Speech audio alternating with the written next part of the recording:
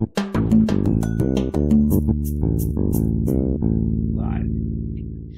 are live, or is it Memorex? This is 3 Martini Lunch, a virtual national networking event powered by Rockstar Connect. I am Stephen David Elliott. I am your host, the co-creator of Rockstar Connect, with my lovely wife, Sarah Elliott, who is producing the show today with Alan Mail, who is in the Philippines. Say hello, Alan. Alan, you there? Yeah, hello. I'm muting. Alan, so how is it in the Philippines today? Well, the weather's starting to get warm, and well, that's pretty much it. And there's a few set of vaccines already arrived here. Yeah, well, Alan's pretty amazing. Last night I asked him to make a video for a client, and the guy with basically no research, that I had given to him at all, made an incredible video. So if you want to go to our YouTube channel and see some of the videos that Alan makes, they're up there, and he can make them for you as well. And so Domenic is saying, welcome to the big show. Domenic was on vacation. He was in Asheville, which is sort of like the Berkeley of North Carolina. Would that be Haight-Ashbury, something like that? Haight-Ashbury, sort of. Yeah. Yeah, it's about as much of that as you can get in North Carolina for sure. Did you have a good time? Do you feel refreshed? I had a fantastic time. Thank you very much. When you can get 4 straight days away from 3 teenagers and not have to think about it, then you're living the good life. Yeah, I mean, I'll tell you, today didn't start off so great, but being here with you guys, it's really good. Like earlier in the day, I was saying, I'm ready to move to Dog Island. Right? Isn't there like a dog island somewhere where you live with all the cute dogs? There's a cat island, I believe, and in North Carolina there's Corolla, which is Horse Island, right? Yeah. Yeah, I don't know. Dogs do it for me. I'm allergic to cats, and I don't know about. Not sure about horses. Not so sure about horses. But yeah, really, actually, some very good news today. From what I understand, stock market way up, right? Or did that change already? Are we that volatile? Stock market way up. COVID cases way down, under 50,000 daily. States are removing a lot of restrictions. We removed a lot of restrictions here in North Carolina, which is great. So if you're driving around town, you can see people starting to spend their money in restaurants and being entertained. I heard a great interview yesterday with a gentleman from the UK who's responsible for, of course I don't remember his name. Someone can look it up. But he's responsible for the Glastonbury Rock Festival, which is basically they build a whole city in a week. And he said, yeah, you think that people are betting against live music and live events. He says it's going to be bigger than ever. First of all, people are finding out about music while they were in shutdown that they never heard of before. They've gone down that YouTube rabbit hole. So a lot of people are gaining fans, and there's an opportunity for us to just learn about all different parts of our musical culture and theater that we never have before. I mean, a lot of people I know also, they're interested in doing things spiritual. Again, maybe they've never been to church or synagogue in their life, and now they're dying to go try it out just to be around people. I think we just have this absolute urge to be with members of our tribe. It's just fun. It's fantastic. We had a guest over yesterday evening after dinner for cheese and wine and watching YouTube music videos, and just so much fun. Like you feel like you're a 4-year-old or a 5-year-old when you're around guests now. You're like, ah! It's just so exciting. And of course the dogs love it too. We were watching of course everyone's watching, and this group are watching rap videos, at least Domenic and Jenny and Clint, big rap fans there. So we were watching last night. Old school, Stephen. Old school. You got to be specific. No, we were watching. Yeah, none of this mumbo jumbo mumble nonsense. And I think you have me confused with my husband. I know we look alike. Facts. We're watching Cardi B videos. You got to check those out. That's some pretty great stuff right there. She is definitely the modern day feminist. Hey, you can't beat WAP. That's a great song. Well, you can beat WAP. Apparently, that's the point of the song. That's the whole point of the song. Got a really good song. And before we go down that rabbit hole, I'm going to pull this back together. Yes. Mm-hmm. All right, so we're going to jump right into the question of the week because successful people I have found, they go to the beat of a different drummer. They're a little different. Some people may even say that they're a little on the weird side, entrepreneurs and the successful people. So my question today for the entire group, and we're all going to get an opportunity to answer this, is on a scale of 1 to 10, how weird are you? How weird are you on a scale of 1 to 10? And how did you come up with that number? So the perfect person to start with, I think, for that, she's laughing. How did you know it was you, Rhonda? I'm from California. Of course I'm the weirdest person, right? You're going to be the weirdest person in the room. Rhonda, on a scale of 1 to 10, how weird are you? And let's just let's delve into your weirdness a little bit.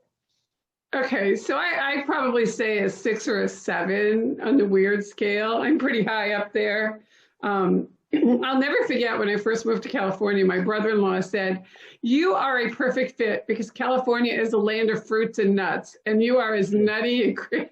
So why do I say that? I jokingly say, Stephen, that I have ALD, addictive learning disorder. So, as somebody who reads faces, which is kind of weird, right? I will tell you I'm addicted to watching The Bachelor. That's pretty weird for somebody that's in their 6th decade, okay? Who married my husband twice. That's a little weird, right? So, yeah, I definitely say I'm up there. And if you ask my kids, they would tell you it's probably a 10. And how does it help you in business, being weird and different and all that? Well, number one, it helps me because I've learned not to really care what other people think, not in the sense of, and I mean, I do care what my family thinks and my husband and things like that. But one of the things I learned really early on as a professional speaker is if everybody likes you, you're doing something wrong. So, I just kind of learned not to take it personally. And I think that that's how it's helped me because I've always been that person that's colored outside the lines. If there are rules, I thought they were there to be broken. It's you have to know the rules first before you break the rules? You have to know the rules first. So my neighbor next door was saying she was going to go and get one of those, adjustable beds, right? And we have one of those. We love it. And she's like, the prices are crazy. And I said, oh, no, I'll go with you. We can negotiate. And she's like, you can negotiate? And my thing is, yeah, you can negotiate anything. Just ask. Negotiation, right, in business? Yeah. So, some people would say that's weird, right? But, I guess that's just kind of how I've always been. Maybe it's just because when I was growing up, I was always the tallest kid. I'm 5'11". So that, I always stood out. I was always that tall. They used to call me the Jolly Green Giant, for those of you that are old enough to actually know that name, right? The tall, skinny kid. So I think I just started that way. I started out a little weird, and I've just gotten weirder. So there you go. I think they've canceled the Jolly Green Giant because it's politically incorrect. It's discriminatory against green giants. Well, there you go. Now we've lost Aunt Jemima and we've lost Uncle Ben's, and now we've lost the Jolly Green Giant. And apparently some Dr. Seuss novels. But if you're right, and Mr. Potato Head. And Mr. Don't Potato forget. Head. So, it's true. Not everyone has to like you. If 51% of the people in the United States like you, you can be president of the United States. There you And go. talk about politicians. They You are. can they are you about the can be weirdest. president with 43% of the people liking you. Yeah, you could. You could. I would say that these politicians are they're way off the scale. You know, it's hard because if we throw politicians on the scale, you probably drop from a 6 or 7 to like a 2 or 3, because those are some weird dudes. This Andrew Cuomo out in New York, he's going to have some problems, it looks like. Hey, let's go over to another California person. Ray, you look a little sleepy today. No, this is my normal look, but thanks for sharing. It looks like we throw him up against the wall. Let's see what sticks. See what sticks right up against that brick wall. Yeah, don't do that with spaghetti, though. I know people that they test their spaghetti by throwing it up against the wall and see if it sticks. If it sticks, it's done. That's not how you test spaghetti. That's No, how you it's make by a mess. bite. You do it by Exactly. You do it by 2. No, but really, it's funny because seeing you in front of the brick wall, I always think that you could probably do a really tight 15-minute set and do stand-up. Yeah, I wish I could. Do some observational humor out there in California. You'd be great at it. Have you ever done stand-up comedy? No. I've never done a show. I do make people laugh, but my mom says my looks will only take me so far. That's funny. You know, because you have a good sense of sort of, I can't remember his name. Well, we'll get back to that. Gilbert Godfrey. That's what you're thinking. No, that's not what I was thinking. Not Gilbert Godfrey. It'll come to me by the end of this.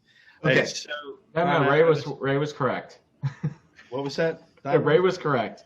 Gilbert Godfrey? Mm-hmm. I when I was younger, I got that a lot.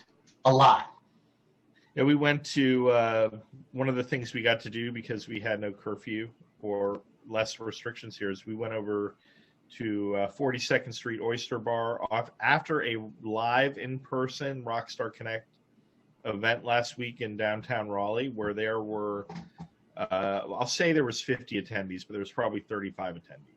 It felt like 50 to me, but it was only counted 35. And we got to sit up right there at the bar and tell our favorite jokes. So humor is very important now. I don't know if any of the jokes I told are acceptable for polite company. I'll have to think about that. The snail joke is. It's got some dirty words in it. Don't use the dirty word. But it's not as funny. I can't, I have to do it blue. And so, Ray, on a scale of 1 to 10, how weird are you? So I don't know if you noticed in the chat, I posted the definition of weird. Well, several definitions. Like And supernatural, one of them, uncanny. uncanny. One of them was a person's destiny. That's some archaic Scottish stuff. If we're using the word weird in terms of being different and uncanny, or a person's destiny, I would definitely say I'm pretty high on the weird list, because although I don't make a bunch of jokes about it and humor, I do sometimes see things and I just don't understand why those things are the way they are, or why people see it that way. Why am I the only one that sees something and it's off? So, and that applies to everything, not just life, but business. I'm in real estate. For those of you that don't know, I'm in real estate, and there is or has been some legal issues in the northern part of the United States where the seller, here's how commissions work. The seller pays the broker that lists the house, and the broker somehow splits, whatever, usually it's 50-50, but not always, usually splits to the finder, the buyer's agent, like a finder's fee. And so essentially the seller is paying the buyer's agent, right? How does that make any, I never understood that. I do understand it's been like that for a gazillion years, but it always seemed a little odd to me. It also is odd that at one time I tried to help people that were selling their homes by giving them a flat fee in dollars. But here's what I found. We have 10 fingers, and anything over 10 can confuse people. I know that not exactly, but so if I say commissions are negotiable. If I say I'm going to charge 6%, right? And in California, in the Sacramento area, homes are about $500,000. That's $30,000. If I say I'm going to charge you $20,000, people will say no. But if I say 6%, they'll say yes, even though 6% is more, because they can't fathom those big numbers. So those kinds of things I never quite understood. So I kind of just have to play along. Yeah, you do have to play along. But, they say that the seller pays the commission. But I've never understood that. To me, it seems like the buyer is always paying the commission because they're bringing the money to the table and the seller increases their price accordingly to cover the commission. Correct. So that's another thing that's confusing. I mean, it's comforting to tell your buyer, look, you're getting my services for free. But in reality, they're the only ones bringing money to the table. Right. Especially in a seller's market like this. It's sort of absolutely. Crazy. I mean, you have to be a little weird right now in real estate to even comprehend it because it's out of control. Big, giant inventory issue all over the country, pushing prices up. And I understand that, but where I have a problem with this is the regulatory agencies not adapting quickly enough. So in our market, we have something called coming soon. When a house comes on the market, coming soon, and you're not allowed during that coming soon period to let anybody see the home. That being said, you're able to make sight unseen offers on that home. So that means people are buying homes that look beautiful in photos, and then when they go there, they're basically buying a litter box potentially, and they have no protection whatsoever. Yeah. And in theory, these regulatory agencies are supposed to be putting protections in place for the buyer, and they're just not doing it. Hopefully, they'll catch up. I mean, I sent a letter to my MLS that I agree that people have to pay a lot of money when there's low inventory, but they should have protections if they're not buying a flawed product. Everything should be disclosed. What was that, sir? The other part is the pre-foreclosures should also not be. Oh, yeah. So, a lot of people go on Zillow. I get calls all the time from clients. Oh, there's this great house here. It's a pre-foreclosure. I want to buy that home. They're pre-foreclosures. You cannot buy pre-foreclosures. They're not for sale. It's just something that's put out in the public data and embarrasses people that haven't paid their mortgage. And right now, unfortunately, a lot of people that have not paid their mortgage, that doesn't mean their home is going to be foreclosed. Most likely, they're going to come to some sort of agreement with their bank, and that home will not be foreclosed on. But we got really off base here. But people do like to hear about real estate right now because it's one of the areas where they are making money.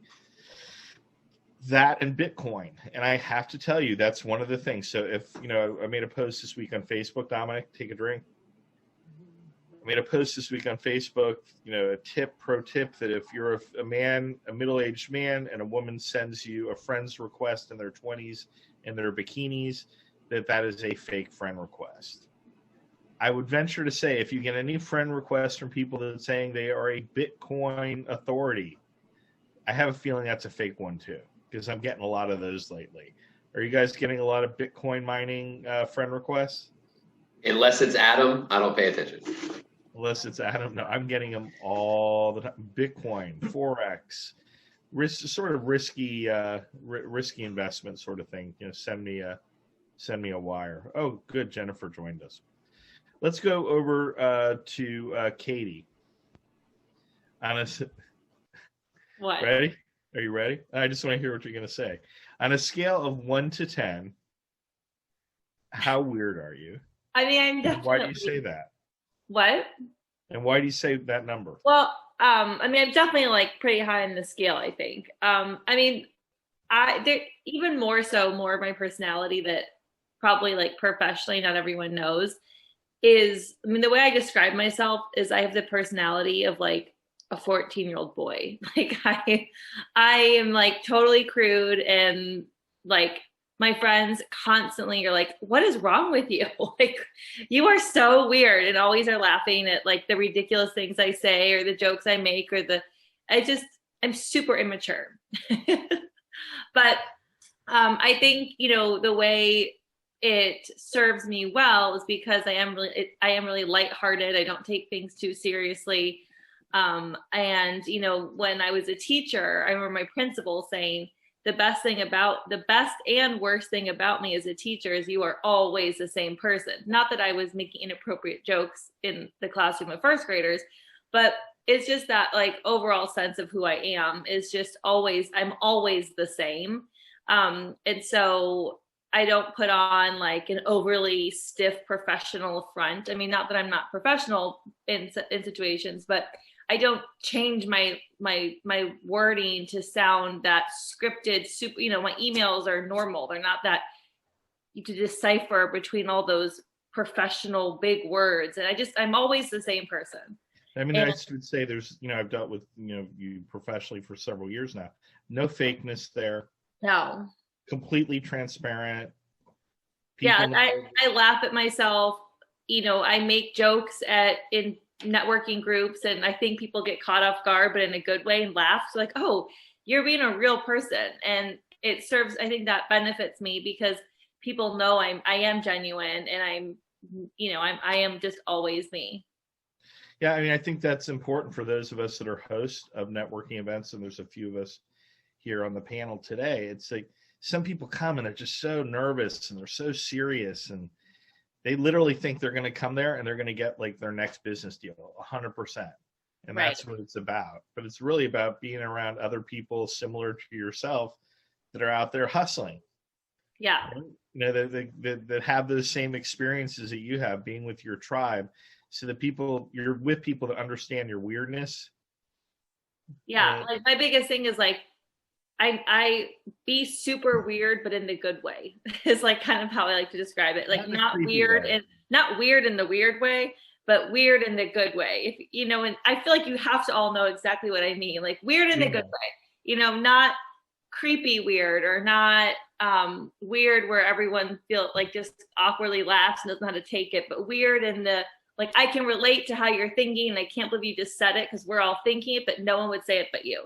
And I'm the one who says it. Sometimes some really creepy, weird people will show up at a networking event. Not all the time. Oh, I have been, yes, I've learned how to deal with that, but I can see when people are new to networking events and they feel cornered by those people all night. And I always go pull them aside and like, did you need to be like rescued? Like, yes. I'm like, let me tell you how, this is what you need to say next time. And like, I kind of give them the out. And thankfully I've gotten very good at, getting away from those people.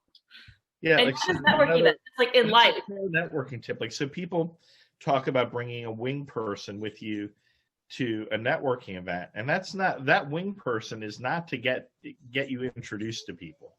It's to get you out of uncomfortable conversations. Yeah. Yeah.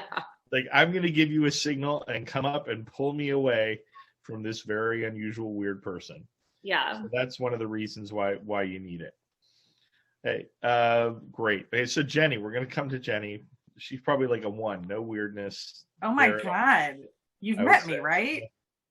Like, so I don't say necessarily weird, but I totally own my extra. Like, I don't make any bones about it. No, I'm probably flying my weird flag really high and people can see me coming from a mile away. People don't know how to take me. Who's weirder, you or your husband? Oh, totally me. Totally you? Okay. You think he's weirder, Clint? I think he's a little weirder than you. Oh, the Grizzly Adams look? Yeah, I know. No, I've always felt weird. Like, I always felt like I never fit in, and I didn't have, like, even, like, I'm one of those people that can feel lonely in a room that's, like, in a crowded room. It's, and when you don't feel like you fit in anywhere, you try to create the environments in which you will fit in, until you realize that it doesn't matter. Like you already were fitting in, you just weren't fitting in the way that like you thought the puzzle was going to work. So like for me, I've always done things differently. I've always I think differently. I process information. I don't know. I just am different. I totally own my extra. So like in your business, you're almost like a one of a kind in your business because of your specialness, your extra. Yep. I mean, that's what's going to differentiate you between your competition. Mm-hmm. You can tell someone you can hire my competition and you can hire me. Yep. I do say that. Do anything that they're going to do. You probably need both. I do say that because there's room at the table.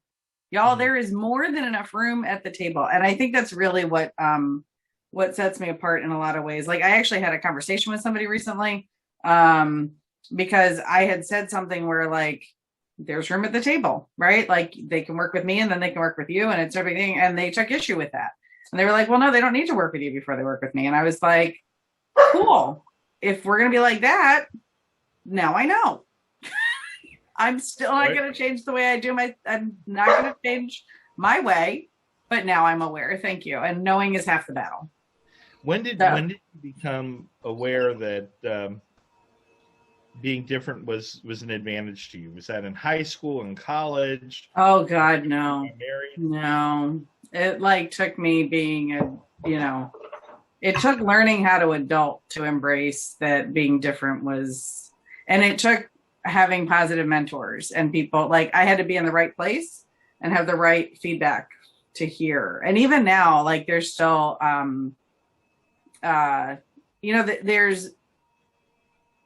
there's times when I need to like recharge my own brain, right? So that I don't internalize it and go back to those old ways of thinking and feeling, because it's hard when you're a kid, when you the world is telling you that you're supposed to fit in, and because you're, like it's a box full of black pegs and you're the rainbow one shooting glitter. Like, how are you supposed to fit in there? So yeah.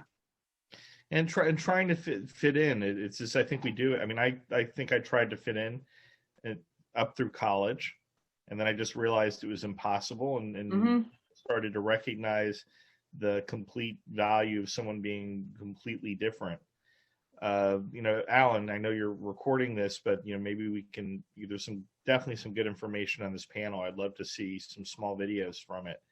But networking, for those of you who haven't really found yourself yet, and don't understand how you fit in to a group of people, networking is an excellent place for you to start.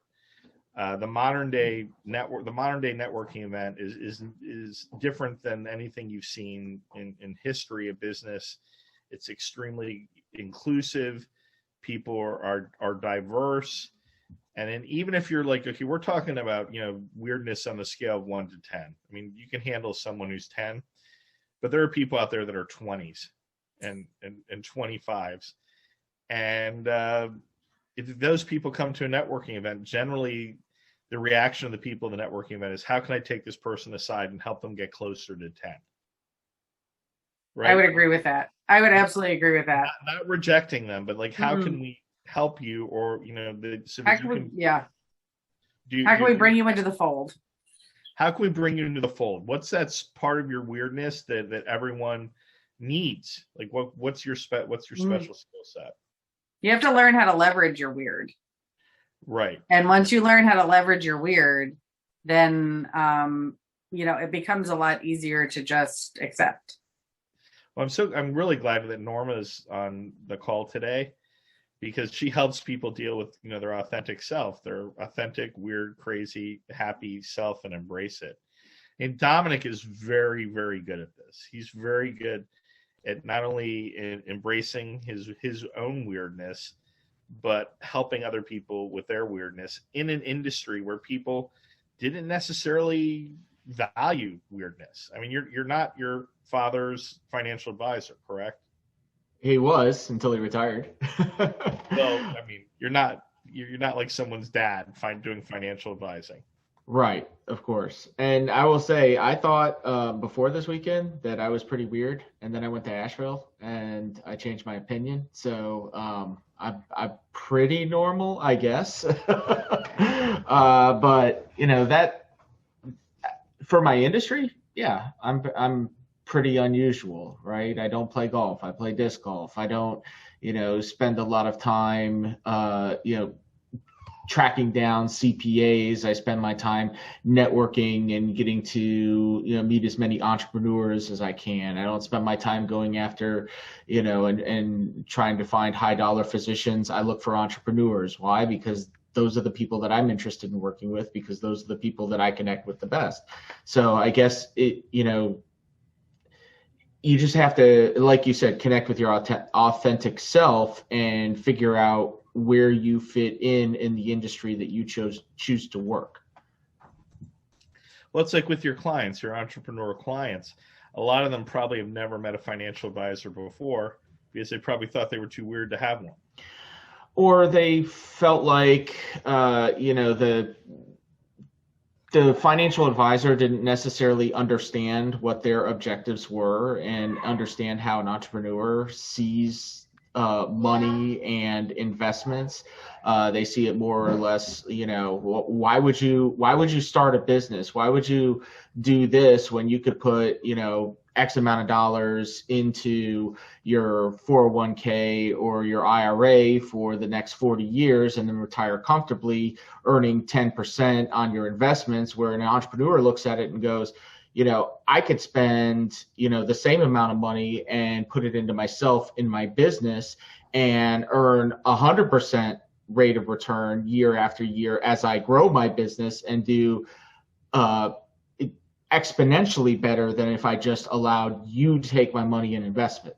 And so I look at people like that and go, all right, I don't necessarily need to tell this person how to invest their money. What I need to do is tell them how to secure their money and put it away so that when they need it for their business, they have it, and not to lose it through attrition to government and inflation. So I'm talking about taxes. I'm talking about the price of goods going up. I'm talking about, the cost of leaving it in, say, a savings account in a bank where it's not going to earn anything and it's not working for you. And just kind of teaching entrepreneurs how to think about money and investing and financial advice in that direction.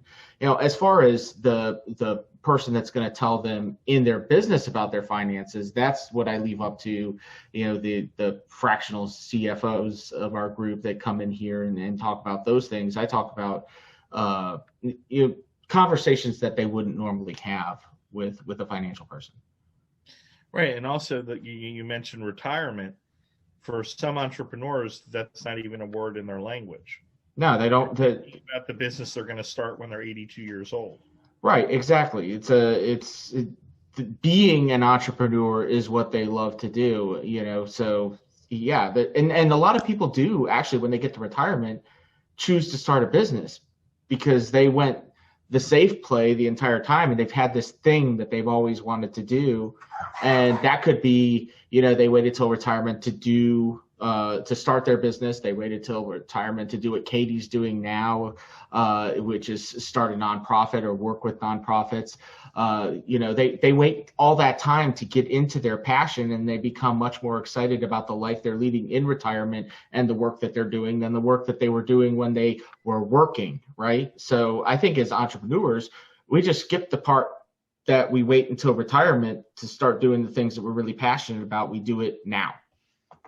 Well, I see that 100% because, I worked like Jenny, I was a geriatric social worker, and I ran a senior center, and I would be interacting with some very elderly people. You guys think that, 80s is old, I'm talking 90s and people in their hundreds.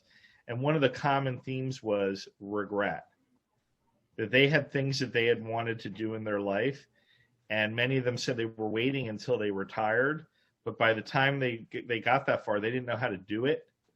They didn't have the energy to do it. They didn't have the health to do it. So I was in my early 20s. I said, hey, I'm going to go do what I want to do now. I'm not going to wait. I refuse to have any regret. And that seems to be a common theme amongst entrepreneurs. We just do what we want to do when we want to do it. It's that freedom. It's that being a pirate. our Yeah. feeling that we have, and you got to be somewhere on that scale, somewhere above 5 in weirdness in order to achieve that. So Norma, you did not hear the question because you came a little bit late, but that's fine. We're definitely happy to have you. So the question is today, on a scale of weirdness, on a scale of 1 to 10, what number are you, and why do you say that, and how does that help you as an entrepreneur and in the business world and helping your clients? 10 being the highest? 10 being the highest. I'm probably about an 11. So 11. I've been different all my life. I'm the creative one born into a highly traditional family who never understood me and still don't. And I had an incident when I was 8 years old that really shaped my life. I had developed a hole in my eardrum that I had up until last year when I had my 3rd surgery and it finally healed. But the result of that was a number of things. It made me very spiritual because I started hearing things that I didn't hear otherwise. I took antibiotics for 40 years, so it changed the whole ecology of my body. I could not work full time like most people because I had a bad case of Candida albicans and my energy was awful. So all my life I've had to adjust myself to the earth world. And so adjusting, I found a lot of ways, a lot of paths that are authentic for me, but other people don't get it. I think, and it has helped me in business in the work that I do with authenticity, helping people become authentic, because I have a totally different view of life than most people do. Most people did the traditional take a job, and what that requires a certain mindset. It requires a certain accepting a certain perspective that I never would accept and never could accept. So I've always had a different viewpoint, perspective of the world. I'm also born on the cusp of Sagittarius and Capricorn, who are totally at odds, because Capricorn is like, sit down and do it. And Sagittarius is like, I want to get out and do something. And so Capricorn led my life for the first half. I'm Sagittarius now, finally, but Capricorn was good. So I've had all these dichotomous things, opposite polars, and I've had to navigate my way through to find my way through the middle for myself. And as a result, it's given me a host of experiences and a host of perspectives that makes my view a little different than other people. So I'm a little weird. I think what's pretty cool listening to what you're saying, it's just, you had to make yourself fit in with the earth world. You sort of felt yeah, it's been a challenge. Like this oxygen may be a little toxic to me, or had to adapt to it. I mean, how many people when you were growing up on this panel probably felt the same way? You had to adapt to this earth world, and you learned how to do that. But now, now Norma's in a place where what do you do to help those 10s? Those people that are 10 in weirdness in your practice? Oh, I help them recognize the value of their individuality. And I help them look at what their natural gifts and talents are, because everybody's born with them, and you just maybe express yours differently, or yours got stifled at an early age, and I help them bring it out and find their authenticity. In fact, the reason I haven't been around for the last 2 months is because I've been developing some programs, some courses, and interviewing about 50 people on authenticity and really hearing what people are saying about authenticity. And one of the things that surprised me the most is that people want to know, what does it feel like to be authentic? How does it feel? Because people really feel anxious most of the time. They really are just, we get on autopilot doing the same thing over and over again. We hate the job, we hate what we're doing, we hate people we work with, but we don't change because we feel we can't, and we need the money, we have to. But when you break away from that, from the autopilotness of life and find the authenticity, man, it's just a whole different perspective. And it's when you achieve that authenticity, and then someone is thrust in front of you who's not leading an authentic life, how do you feel? How do you feel for them? What do you want to do for them? Do you feel their nervousness? And there's a couple things I'll do. For some people, I will take a little time and talk to them and see if I can offer some calming words or some direction or some help. Others, I will refer to people who I know are closer to their level of consciousness and might be able to reach them a little easier than maybe I can. And the third thing I might do is just turn around and walk away. And I had a client that I figured was like that, and I enrolled her in such a way that I could get rid of her quickly in 2 months. No, in fact, in 3 weeks, I had let her go. because she just was so far out there. Some people you can't help. You have to send them on to someplace else or send them on to their best. But it's important to know your own authentic limits so you don't destroy your own level of peace. Because without your own level of peace, you can't do whatever you do. And that's how I feel very deeply. Well, thank you. And thank you for joining us on Earth. We appreciate that. It's good to be back. I like your new look, Stephen. My wife requested it, and so far, so good. I'm getting ready for the next beard trim because it is getting a little bit grizzly Adams here. But the last time I had a beard was in my 20s. I couldn't get it to connect like here or here. Now I'm seeing it's like full-on Chewbacca. If I don't get it trimmed, it's going to cover me all the way from the top of my head over my eyes and like that. Well, it's a very mature look. I like it. Thank you. As I said, I'm waiting for the Ernest Hemingway lookalike contest to reopen in Key West, and we'll have to take a trip down there. All right. With all the other bearded people. I know that someone this year will ask me to be Santa. And there's no question about it. Some HOA out there will be reaching out to me and saying, will you be Santa at our... And I will do it because it is on my bucket list. My father has done it and he enjoyed it very much. So Jennifer, this is like a good question for you because I have a feeling you have a little bit of weirdness going on over there, right? Yeah, I mean, pretty much in order to be an artist, you have to be pretty crazy out there. If you were to rate it, I'd say it's either an 8 or a 9. I'd never say 10 because I always meet somebody who's even more crazy than me. So I'd say I'll be a little bit modest there. But yeah, to be a little bit more weird. You want to give yourself room for improvement to weirdness. Exactly. Yeah, I need something to aspire to. But yeah, I'm a highly functional weird person, but put that into a creative form. That's pretty much what artists are. And I turned that into something that is unique, and I'm always trying to do something that's different, and that's part of my weird factor, but also turn it into something that's useful for people, and then that takes away a little bit of that weird edge from it and then normalizes it. So it's a little bit useful. I mean, is it different from you? Like in middle school, that's like the worst place to be weird. Right. You don't want to be. You're weird. You don't want to be weird in middle school. I don't know. I think it's high school is probably a little bit more because it's more cliquish. Even more. Okay, Yeah. So for me, it was more middle school. High school, I felt pretty popular with my weirdness. Like people knew I was weird and they were cool with that. So when did you come into being comfortable with it? University, when you became a professional, open your own business? I think I never really had a conflict with it. As weird as it sounded, I accepted it at a young age. As soon as I was self-aware of what I am, because my other personality is like, if I want to be different, so that part of me has made peace with what I am and moved past that already. So once that happened, then it's like, I'm just going to do, and that's also a bad thing. It's just the stubborn part. It's got to be my way or no other way, and I'll just keep doing it. Eventually you have to wrangle yourself in and stop making mistakes. But that's part of the quirkiness, is that I was okay with it. It's just redirecting that in the organized fashion.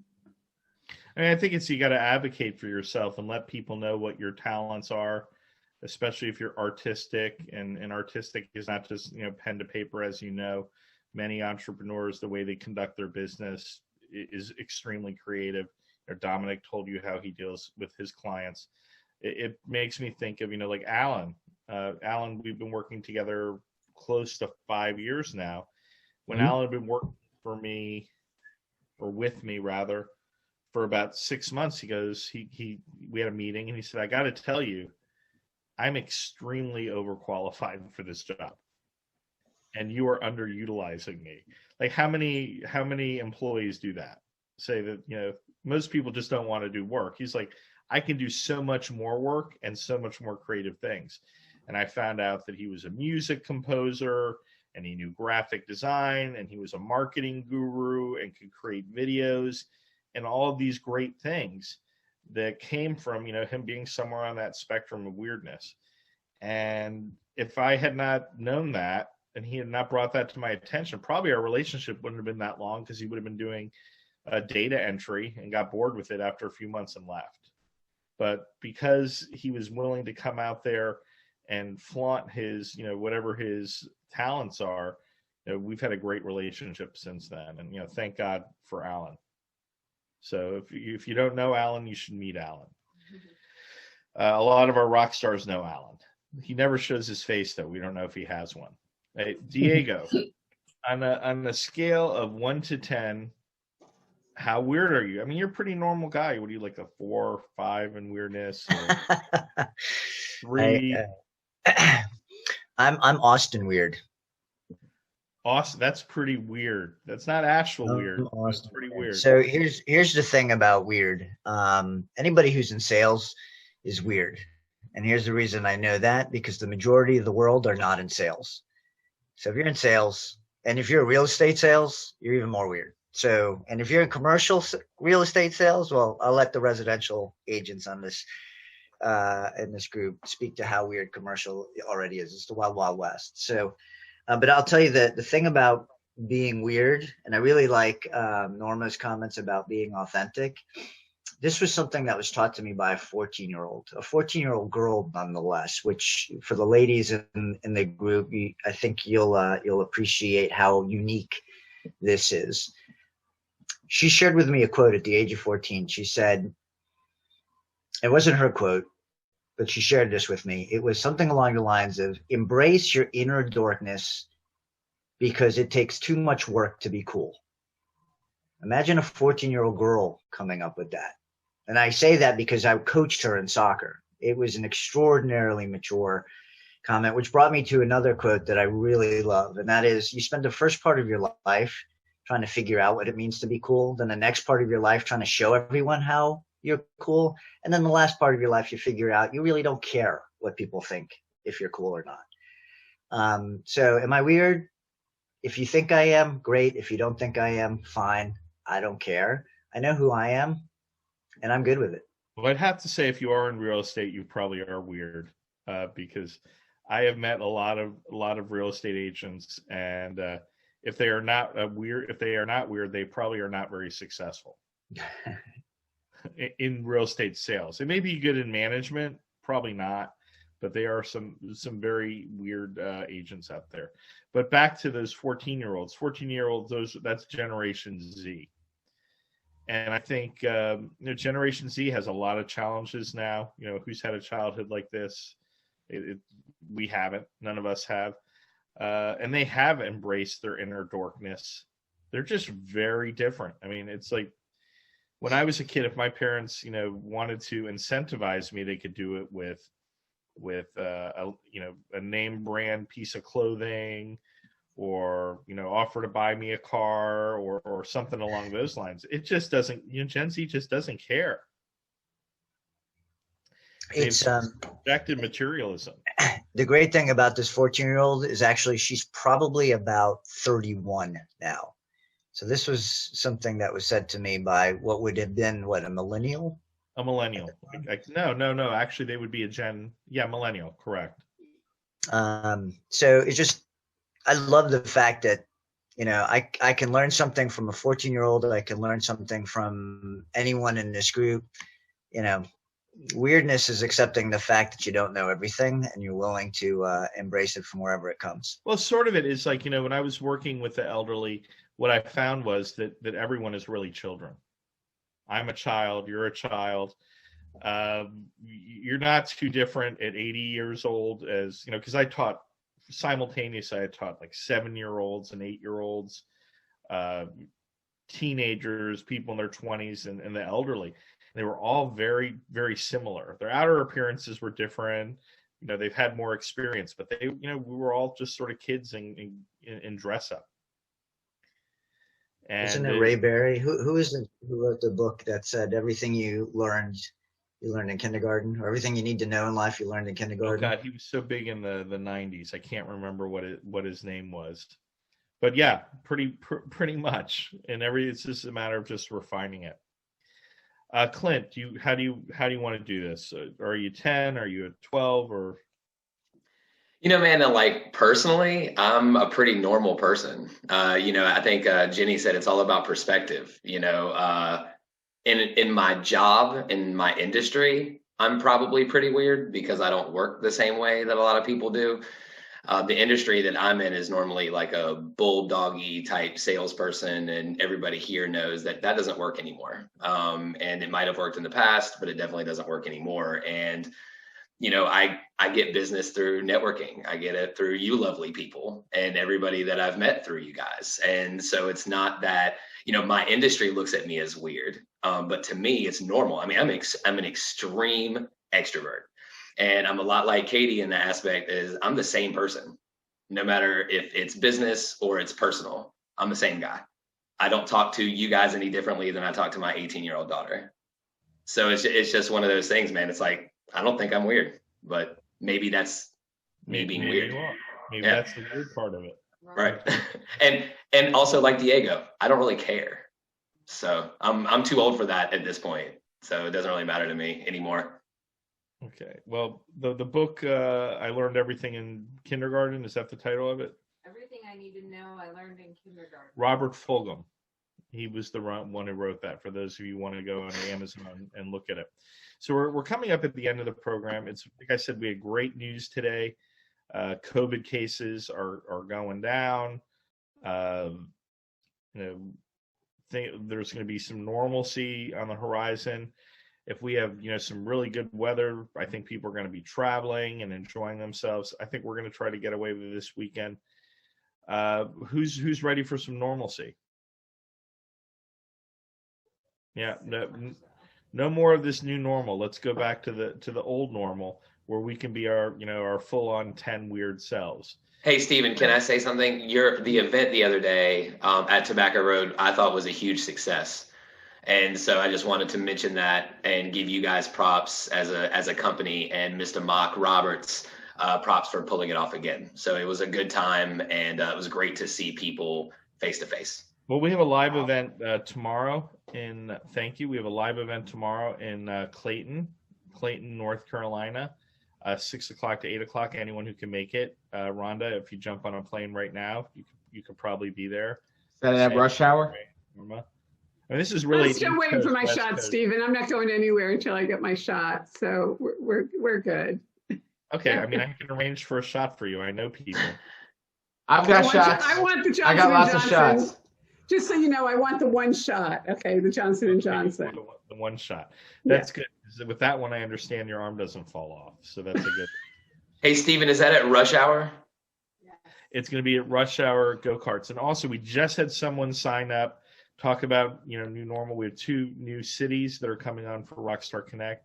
One being Charlotte, North Carolina. The other in Pensacola, Florida. And these people are so confident they paid 1 year up front for their events. We talk about people that are positive and optimistic and probably on the 10 in weirdness scale. But I know that, Clint and Domenic, they've spoke about, hopping in the car with us and going to Charlotte, right? You're going to road trip to that one? Great. Because this is the guy. I want to go too. Because I want to go to IKEA. We'll bring 2 cars. Bring me to IKEA and then I'll get Are you going for the furniture or the meatballs? I just like to go walk around IKEA, and I have sorely missed IKEA. We'll travel together, Jenny. We'll drop you off at IKEA, and then Clint and I will go hit up Reedy Creek and Kilbourne disc golf courses, which are right there by IKEA. Word up. And then we can reconnect, and I'll go to the event. We're going to try to go to every event this year that's at least in driving distance to come say hi to our hosts. Katie, I'm sure you're going to be ready pretty soon, probably like in May to start your events, May or June. We'll come out and we'll spend some time with you there. Maybe Jennifer, you can drive up and check out that event. You go to that event, don't you? A little bit of a long drive, but maybe. Oh, come on. It's not a long drive. You got a nice car. That's why you have that car. Okay, guys, I want to thank everyone for being here today. It seems like everyone is, except for Clint, is pretty weird. Clint's just normal. He's a 5. As Clint's podcast co-host, I can attest to the fact that he is much weirder than he is letting on. Okay, well, we'll have to get deeper into that maybe. Everyone, see you next week, same time, same place, free martini lunch. Alan's going to get some great clips off of this and make some videos on some of the wise things that you said. Thank you all for joining. Thanks, Stephen. Thanks for having me.